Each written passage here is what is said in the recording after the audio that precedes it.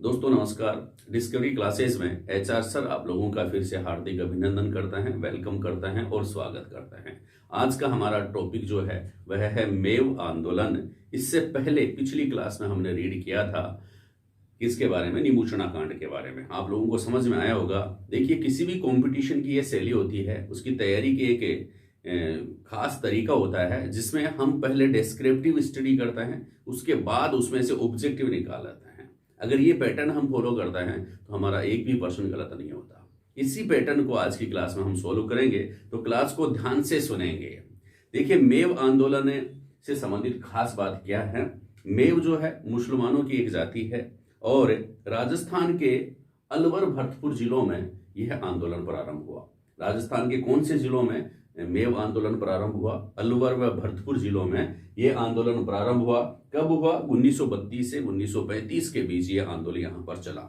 देखिए कैसे चला, क्या कारण रहे, इस आंदोलन का कारण क्या था, सारी बातों की चर्चा करेंगे। क्लास को अंत तक देखें। देखिए, मेव आंदोलन जो है सन में की शुरुआत हम ऐसे करते हैं कि सन 1932 में इसकी बात कर रहे हैं। सन 1932 में एक मुसलमानों की एक संस्था थी जिसका नाम था अंजुमन खादिम उल इस्लाम। क्या नाम था?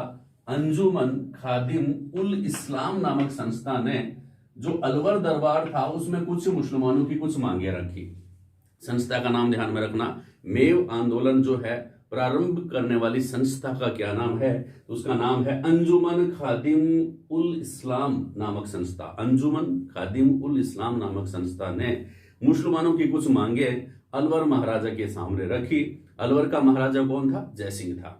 क्या मांगे थी? मांगे ये थी कि उर्दू शिक्षा का प्रसार किया जाए। देखो, पहली मांग ये थी उर्दू शिक्षा का प्रसार। दूसरी मांग कौन सी थी? मुसलमानों के लिए पृथक शिक्षण संस्थाओं की स्थापना की जाए। मांगे देखिए कि उर्दू शिक्षा का प्रसार किया जाए। नंबर 2 पे मांग थी कि पृथक शिक्षण संस्थाओं की स्थापना की जाए और मस्जिदों को राज्य के नियंत्रण से बाहर किया जाए। 3 मांगे इन्होंने रखी। प्रश्न बन जाता है कि मेव आंदोलन का निम्नलिखित में से कौन सा कारण नहीं था? नंबर 1 उर्दू शिक्षा का प्रसार, नंबर 2 मस्जिदों को राज्य के नियंत्रण से बाहर करना, नंबर 3 मुसलमानों के लिए पृथक शिक्षण संस्थाओं की स्थापना करना। ये नंबर 4 कुछ और दे देंगे तो आपका आंसर कौन सा होगा? जो कुछ और ऑप्शन दे रखा है वह आपको आंसर होगा। तीनों बातें सही हैं। मांगे क्या रखी? किसने रखी? अंजुमन खादिम उल इस्लाम नामक संस्था ने कहां पर रखी? अलवर दरबार में कुछ मांगे रखी। लेकिन राज्य सरकार जो है यानी कि जयसिंह जी महाराज जो थे उन्होंने इनकी मांगों को नदारद कर दिया। नहीं मांगे नहीं मानी गई। फिर अक्टूबर 1932 की हम बात करते हैं। अक्टूबर 1932 में हुआ क्या कि अखिल भारतीय मुस्लिम कॉन्फ्रेंस का शिष्टमंडल शिमला में जाकर के मिला वॉइसरॉय से। अखिल भारतीय मुस्लिम कॉन्फ्रेंस का शिष्टमंडल कहां पर जाकर के मिलता है? वॉइसरॉय से मिलता है। कहां पर मिलता है? शिमला में मिलता है। कब? अक्टूबर 1932 में। कौन मिलता है? अखिल भारतीय मुस्लिम कॉन्फ्रेंस का शिष्टमंडल वॉइसरॉय से शिमला में मिलता है। अब वॉइसरॉय से मिलने के बाद वो मुसलमानों अलवर भरतपुर के जो मुसलमान थे, अलवर भरतपुर के जो मेव मुसलमान थे, उनकी कुछ मांगे वॉइसरॉय के सामने रखते हैं। क्या मांगे थी? कि लगान में कमी की जाए, कि महाराजा जयसिंह हमारे ऊपर खूब लगान लगा रहा है तो उनकी लगान में कमी की जाए। दूसरी बात, चुंगी कर को हटाया जाए, चुंगी कर को भी हटाया जाए। और तीसरी बात जो है चारागाह कर जो है उसको भी हटाया जाए। तो ये भी मेव आंदोलन की मांगे हो गई हैं। कौन कौन सा? नंबर 1 चुंगी कर को हटाया जाए, चारागाह को हटाया जाए, चारागाह कर को हटाया जाए और लगान में कमी की जाए। 3 मांगे और शामिल हो गई।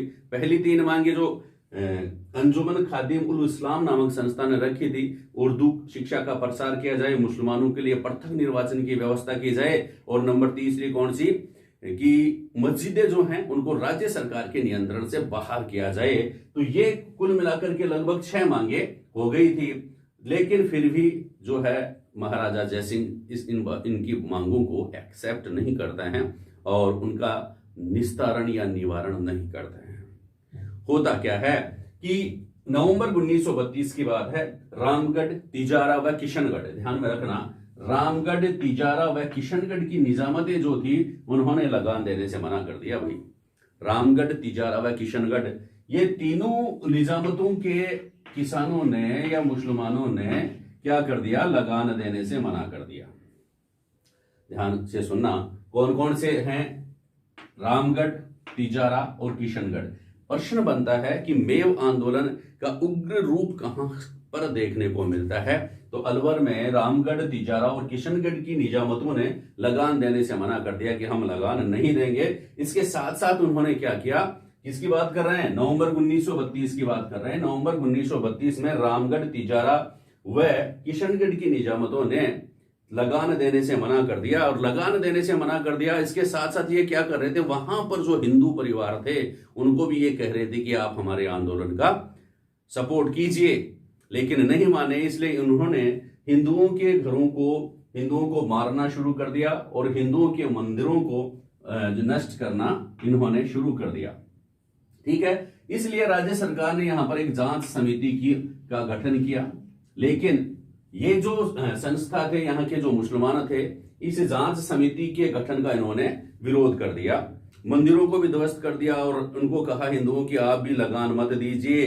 और क्या किया उन्होंने, फिर क्या राज्य सरकार ने क्या किया, चलो ठीक है एक जांच समिति का गठन किया जाएगा, लेकिन जनवरी 1933 में क्या हुआ, अंग्रेज सेना अलवर पहुंच गई।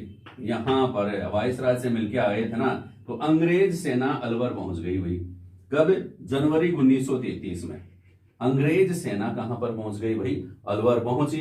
और अलवर का राजस्व विभाग और पुलिस विभाग जो है वो इस अंग्रेज सेना के अधीन आ गया। किस विभाग पर, भाई जमीन से संबंधित बातें थी, लगान लग रहा था, तो राजस्व विभाग जो है उसके ऊपर उसका नियंत्रण अंग्रेजी सेना का हो गया। इसके साथ साथ पुलिस विभाग पर भी नियंत्रण किसका हो गया, अंग्रेजी सेना का हो गया। इसका मतलब एक राजा जो था, राजा जयसिंह था, एक तरह से नामात्र का रह गया।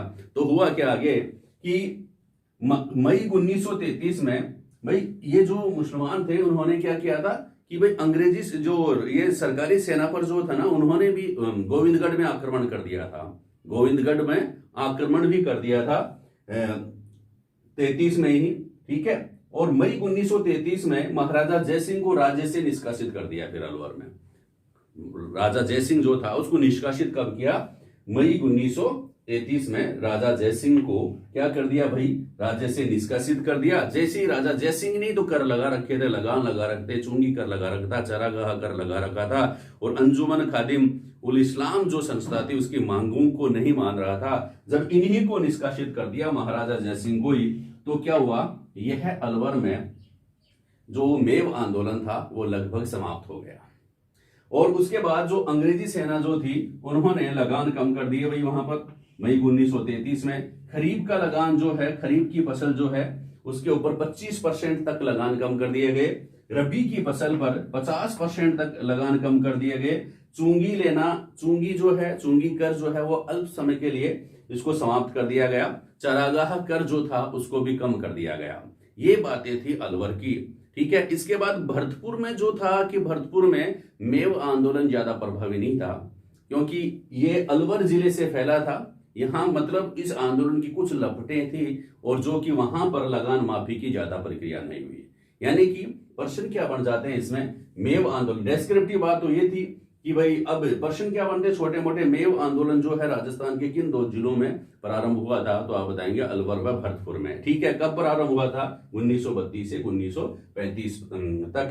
कौन सी संस्था जो है उसने मेव आंदोलन की, जिसको कहते हैं, नेतृत्व कर रही थी, मेव आंदोलन का नेतृत्व, तो आप बताएंगे अंजुमन खादिम उल इस्लाम नामक संस्था। कौन सी संस्था, अंजुमन खादिम उल इस्लाम नामक संस्था जो थी वो मेव आंदोलन का क्या कर रही थी, नेतृत्व कर रही थी। इसके बाद वायसराय से कब मिले थे, अखिल भारतीय मुस्लिम कॉन्फ्रेंस के सदस्य वायसराय से कहां मिले थे, आप बताएंगे शिमला में मिले थे।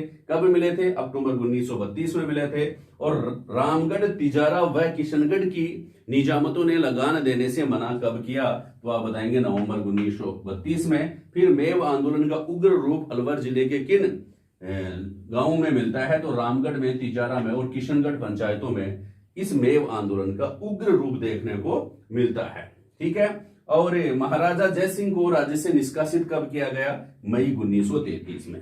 कब किया गया, मई 1933 में। यहाँ पर पूछ सकते हैं कि मेव आंदोलन के समय अलवर का महाराजा कौन था, तो आप बताएंगे महाराजा जयसिंह।